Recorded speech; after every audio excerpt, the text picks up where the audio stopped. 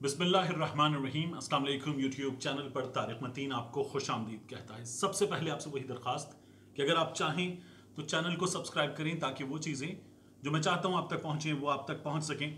बहुत सी खबरें हैं लेकिन अहम तरीन खबर है और ये खबर आपको कहीं नज़र नहीं आई होगी। ये खबर मेरे पास एक्सक्लूसिव है और ये एक्सक्लूसिव खबर जो है वो फजलुर रहमान के बारे में है। मैंने कुछ देर पहले ट्वीट भी किया था इस हवाले से। फजलुर रहमान की ताज़ा वारदाती मुलाकात मजीद मायूसी का बायस बन गई है।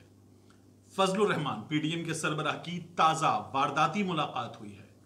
इन्होंने कुछ कारगुजारी दिखाने की कोशिश की, कारस्तानी दिखाने की कोशिश की, लेकिन उनकी ये ताज़ा वारदाती मुलाकात अहम तरीन शख्सियत से नाकाम हो गई है।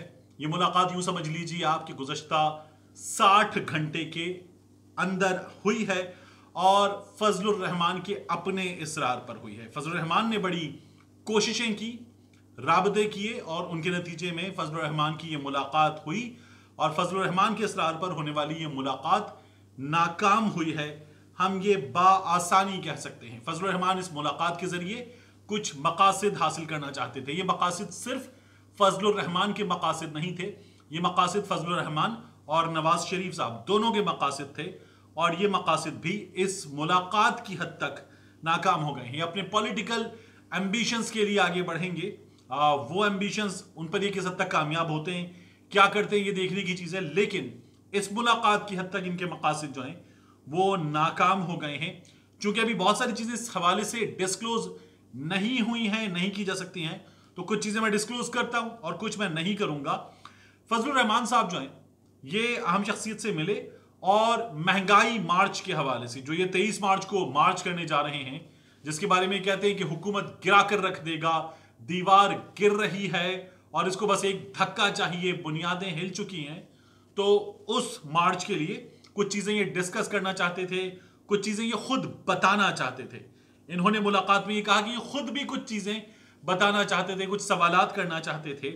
तो उनके लिए ये बैठे, ये मुलाकात हुई और ये बहुत तवील नहीं थी लेकिन मुनासिब वक्त की मुलाकात थी। तो फजलुर रहमान ने ये मुलाकात की और उस मुलाकात में इन्होंने एक तो ये यकीन दहानी हासिल करने की कोशिश की कि महंगाई मार्च के मौके पर जो कुछ भी हो, सिक्योरिटी की, इंतजामात की ड्यूटी से फौज खुद को दूर रखे। फजलुर रहमान ने बाकायदा ये बात की कि फौज खुद को सिक्योरिटी के मामलात से हुकूमत अगर बुलाती है, जिम्मेदारियां देती है, तो उन मामलात से फौज खुद को दूर रखे। ये फजलुर रहमान की जानिब से कहा गया।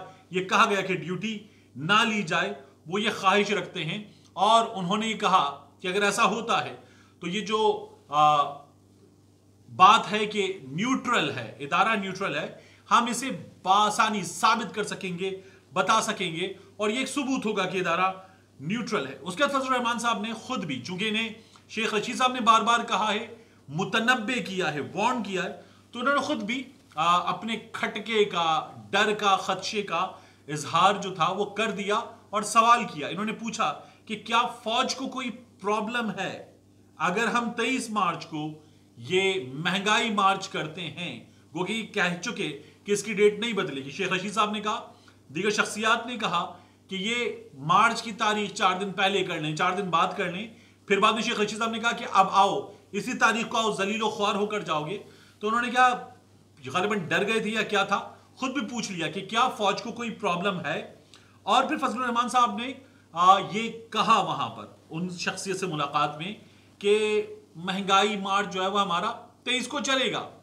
उन्होंने कहा मैं तो टीवी पे बयान भी दे चुका हूं कि आप लोगों का 23 मार्च का इवेंट जो है वो जोहर तक खत्म हो जाएगा, हमारा मार्च तो जोहर की बाद पहुंचेगा। और उन्होंने कहा कि हुजूर जब जोहर के बाद हम इस लाहौर से निकलेंगे तो फिर हमें इस्लामाबाद पहुंचते पहुंचते 24 तो हो ही जाएगी, 24 तो हो ही जाएगी।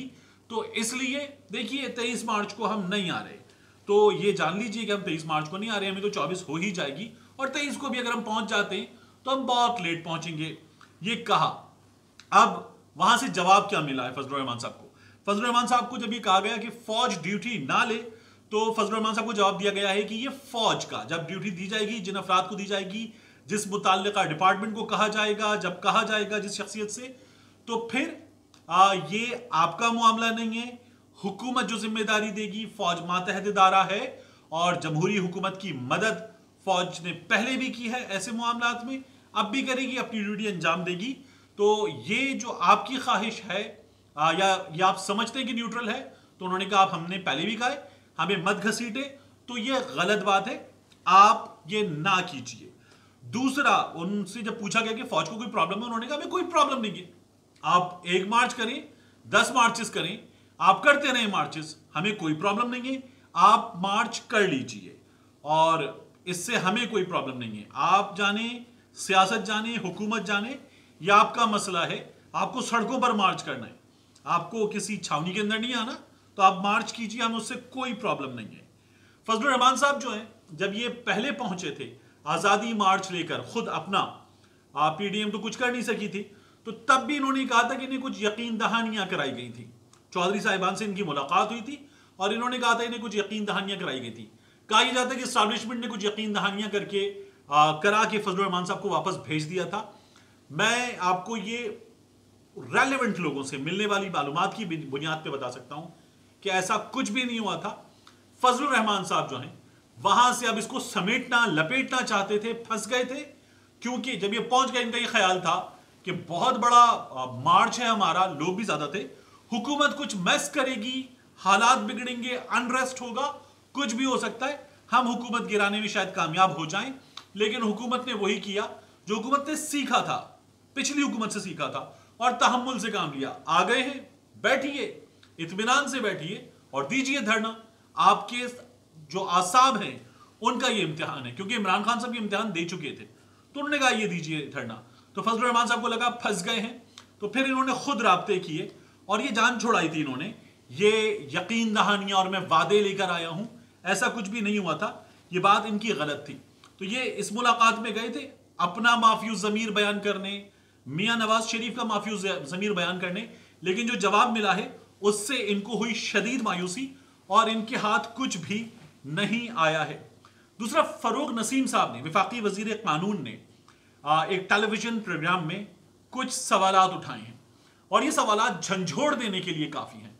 मैं चाहूंगा कि ये सवालात और फरूक नसीम साहब की राय बिल्कुल जिस अंदाज में दी गई उस अंदाज में आपके सामने रख दूं। उन्होंने कहा कि एक, सुप्रीम कोर्ट फुल बेंच का फैसला गलत और तजादात का हामिल करार दिया है उन्होंने, ये जो काजी फाइज ईसा केस में फैसला आया है। उन्होंने ये कहा कि सुप्रीम कोर्ट ने बड़ेपन का मुजाहिरा किया, हम जस्टिस काजी फाइज ईसा के मुखालिफ नहीं है, हमारे पास एक मालूमात आई, हमने वो आगे बढ़ाई।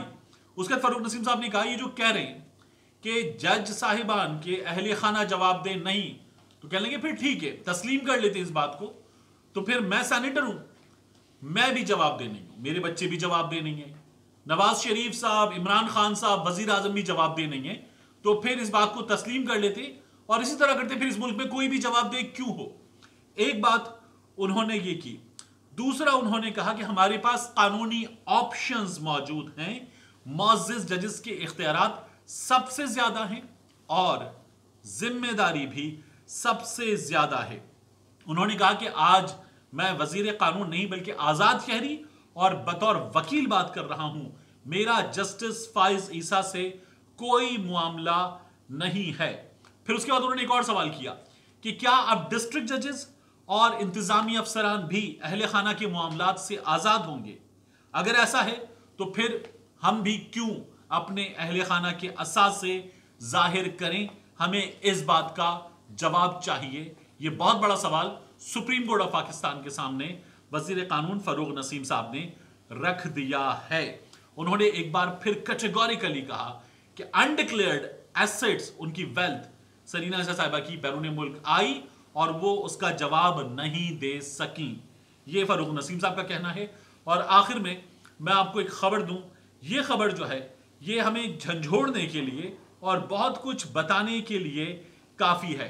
ये गैर मुल्की सहाफ़ी हैं अफगानिस्तान में, शार्लेट डालिस, इन्होंने जब इन्हें पता चला कि अफगानिस्तान में अपने पार्टनर के साथ ही मौजूद कि ये प्रेग्नेंट हैं, हामला हैं, तो इन्होंने न्यूजीलैंड से कहा कि वो वापस आना चाहती हैं अपनी इस हेल्थ कंडीशन की बिना पे, और उन्हें वहां से इनकार कर दिया गया करंतना के उसूलों की वजह से, और उन्हें अफगानिस्तान में तालिबान से मदद मांगना पड़ी और उन्होंने तालिबान को बताया कि मैं और मेरा पार्टनर शादीशुदा नहीं है, मैं प्रेग्नेंट हूं और मैं इस पूरे फेज से गुजरने के लिए क्या अफगानिस्तान में रह सकती हूं, क्या हम अफगानिस्तान में रह सकते हैं। और उन्होंने कहा कि तालिबान ने कहा बिल्कुल रह सकते हैं, आप हमारी मेहमान हैं। और उनका ये कहना था कि मैं, जो दुनिया भर में मशहूर हुई थी तालिबान से खवातीन के हुकूक के हवाले से सवाल करने पर, अब सोचने पर मजबूर हूं कि क्या मैं न्यूजीलैंड की हुकूमत से इस बारे में सवाल करूं। मिलते हैं इंशाल्लाह आपसे अगले वीलॉग।